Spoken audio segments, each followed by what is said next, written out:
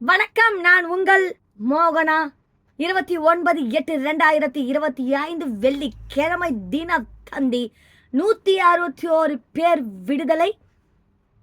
தமிழகத்தை உலுக்கிய ஆம்பூர் கலவர வழக்கில் 22 பேருக்கு சிறை, அதிகபட்சமாக 2 பேருக்கு 16 ஆண்டுகள் ஜெயில்.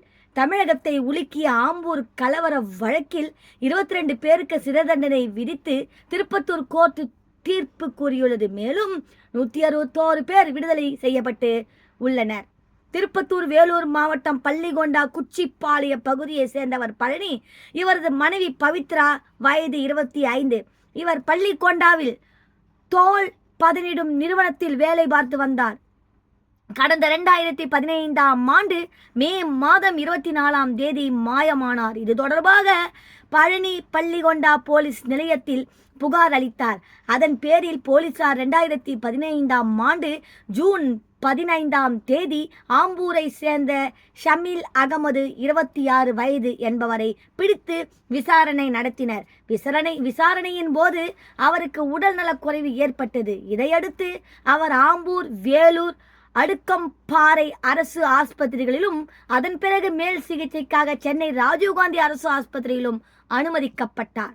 இந்த நிலையில் சிகிச்சை பலனின்றி 2015ஆம் ஆண்டு ஜூன் 26ஆம் தேதி ஷாமில் அகமது உயிரிழந்தார். இதைத் தொடர்ந்து போலீஸ் இன்ஸ்பெக்டர் மார்டின் பிரேம்ராஜ், சிறப்பு சப் இன்ஸ்பெக்டர் சபா ரத்தினம், போலீசார் நாகராஜ், அங்கப்பன், முரளி, சுரேஷ், முனியன் ஆகிய 7 பேர் மீது வழக்கு பதிவு செய்யப்பட்டது.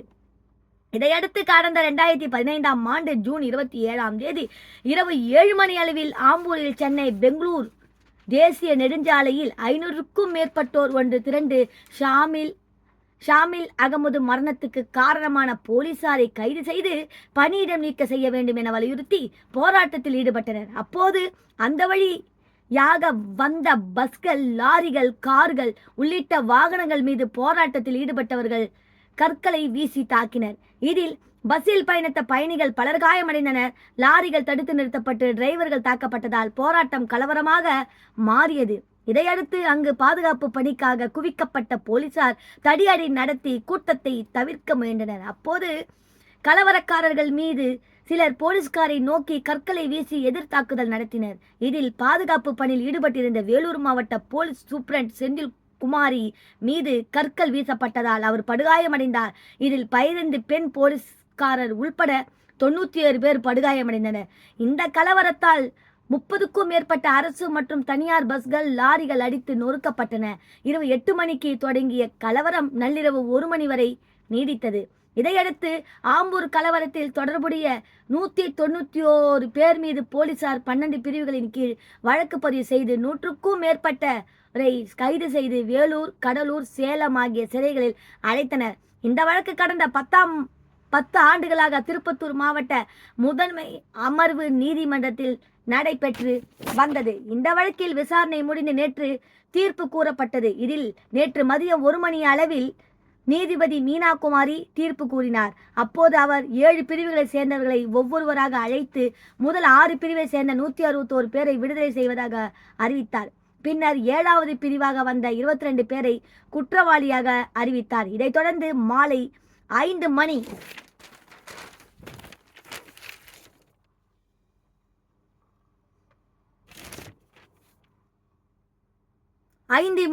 மணி அளவில் தண்டனை விவரத்தை அவர் அறிவித்தார். இதில் பைரோஸ் அகமது என்பவருக்கு 10 ஆண்டுகள் சிறை தண்டனையும் ரூபாய் 11,000 அபராதமும், முனீர் என்பவருக்கு 16 ஆண்டுகள் சிறை தண்டனையும் ரூபாய் 36,000 அபராதமும், இர்ஷத் அகமது, முகமது பாய்சான், பைசூர் அகமது ஆகியோருக்கும் தலா 6 ஆண்டுகள் சிறை தண்டனையும் தலா ரூபாய் 6,000 அபராதமும் விதிக்கப்பட்டது. இதேபோல் ஆத்திக் அகமது என்பவருக்கு 13 ஆண்டுகள் சிறை தண்டனையும் ரூபாய் 11,000 அபராதமும், முகமது அப்சல் அமானுல்லா, பயாஸ் அகமது, சஜித் அகமது, முகமது இஸ்மாயில், சூசேல் அகமது, சிக்கந்தர் கெனியுல்லா, அமீன் ஆகியோருக்கு தலா 9 ஆண்டுகள் சிறை தண்டனையும் தலா ரூபாய் 11,000 அபராதமும் விதிக்கப்பட்டது. மேலும் ரவித் அகமது, அயாஸ் பாட்ஷா ஆகியோருக்கு 9 ஆண்டுகள் சிறை தண்டனையும் தலா 31,000 அபராதமும், ஜான் பாட்ஷா என்பவருக்கு 16 ஆண்டுகள் சிறை தண்டனையும் 36,000 அபராதமும், இக்பால் அகமது, இம்ரான் சமியுல்லா ஆகியோருக்கு தலா 13 ஆண்டுகள் சிறை தண்டனையும் தலா 10,000 அபராதமும், தபரிஸ் என்பவருக்கு 13 ஆண்டுகள் சிறை தண்டனையும் 11,000 அபராதமும் விதித்து தீர்ப்பளிக்கப்பட்டது. இந்த கலவரம் நடைபெற்ற போது ஆம்பூர் எம்எல்ஏவாக அஸ்லாம் பாஷா என்பவர் இருந்தார். இந்த கலவரத்தை முன்னின்று இவரே வழிநடத்தியதாக கூறப்பட்டு வந்தது. தற்போது இந்த வழக்கில் திருப்பமாக அஸ்லாம் பாஷா கலவரத்தை முன்னின்று நடத்தியது உறுதி செய்யப்பட்டது. இதன் காரணமாக கலவரத்தால் பாதிக்கப்பட்டவர்களுக்கு அரசு இழப்பீடு தொகையை வழங்க வேண்டும். அந்த தொகையை அஸ்லாம் பாஷாவின் சொத்தை பறிமுதல் செய்து வசூலித்துக் கொள்ள நீதிபதி மீனாகுமாரி தீர்ப்பளித்தார். ஆம்பூர் எம்எல்ஏவாக இருந்த அஸ்லாம் பாஷா உடல்நலக்குறைவால் இறந்துவிட்டார் என்பது குறிப்பிடத்தக்கது.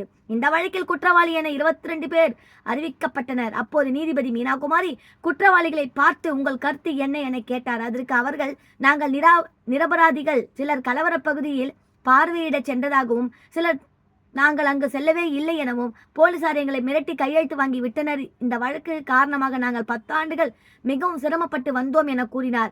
மேலும் விடுதலை செய்யப்பட்ட நபர்கள் அனைவரையும் அழைத்து நீதிபதி மீனாகுமாரி அறிவுரை கூறி அனுப்பி வைத்தார். இந்த வழக்கில் அரசு தரப்பில் வக்கீல் PD சரவணன் ஆஜரானார். கடந்த 10 ஆண்டுகளாக நடைபெற்று வந்த இந்த வழக்கு நேற்று தீர்ப்பு கூறப்பட்டதை தொடர்ந்து பதற்றம் இல்லாமல் சூழ்நிலையும் பரபரப்பும் நிலவியது.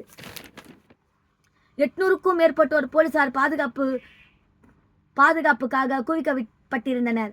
ஆம்பூர் கலவர வழக்கில் பைரோஸ் அகமது, முனீர், அப்திக் அகமது, நவீத் அகமது, ஆயிஷ் பாஷா, ஜான் பாஷா, நபரீஸ் ஆகிய 7 பேர் நேற்று இரவு சேலம் மத்திய சிறையில் அடைக்கப்பட்டு அழைத்துச் செல்லப்பட்டனர். மற்றவர்கள் மேல்முறையீடு முறைவதற்கு 1 மாத காலம் அவகாசம் வழங்கப்பட்டதை தொடர்ந்து அவர்கள் சிறையில் அடைக்கப்படவில்லை. இந்த கலவர கும்பலால் தாக்கப்பட்டு படுகாயமடைந்த போலீசார் ராஜலட்சுமி, விஜயகுமார் ஆகியோருக்கு தலா 10 லட்சமும், மேலும் பாதிக்கப்பட்ட சாட்சிகள் 10 பேருக்கு 1 லட்சமும் வழங்க வேண்டும். பாதிக்கப்பட்ட சாட்சிகள் மற்றும் போலீசாருக்கு இழப்பீட்டை திருப்பத்தூர் மாவட்ட போலீஸ் சூப்பரண்ட் சியாம்லா தேவி தமிழக அரசிடம் இருந்து 1 மாத காலத்திற்குள் பெற்று வழங்க வேண்டும் என நீதிபதி மீனாகுமாரி தனது தீர்ப்பில் கூறினார். இத்துடன் இந்த செய்தி அறிக்கை முடிவடைகிறது. மேலும் வேறொரு செய்தியுடன் நான் உங்களை சந்திக்கும் வரை அதுவரை டாடா பை பை சொல்லி விடைபெறுகிறேன். உங்கள் மோகனா. நன்றி, வணக்கம்.